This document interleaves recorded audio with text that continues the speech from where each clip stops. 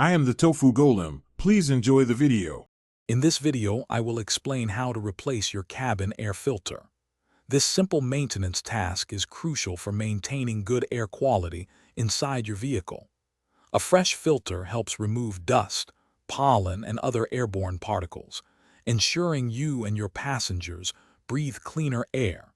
It is recommended to change your filter every 12 months or 15,000 miles for optimal performance. This quick and easy do-it-yourself project can save you money compared to dealership service. First, you will need to access the cabin air filter, which is typically located behind the glove compartment on the passenger side of your vehicle. Begin by opening the glove box and carefully removing all its contents. Next, you will find a small dampener arm on the right side that needs to be detached. Then, gently push inward on the sides of the glove box to release the retaining tabs, allowing it to swing down further or detach completely. Once the glove box is out of the way, you will see a rectangular housing cover. Unclip this cover to reveal the old cabin air filter.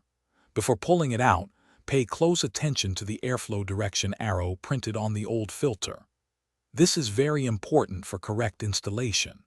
Carefully slide the old filter out, then insert your new filter, ensuring the airflow arrow points in the same direction as the one you removed, typically downwards.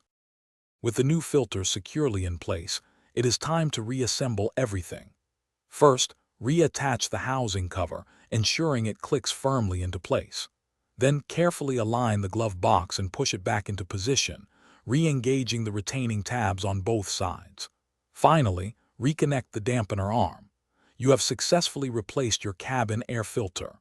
This simple maintenance improves air quality and helps your heating and air conditioning system run more efficiently. Thanks for watching. Consider subscribing if we helped you today.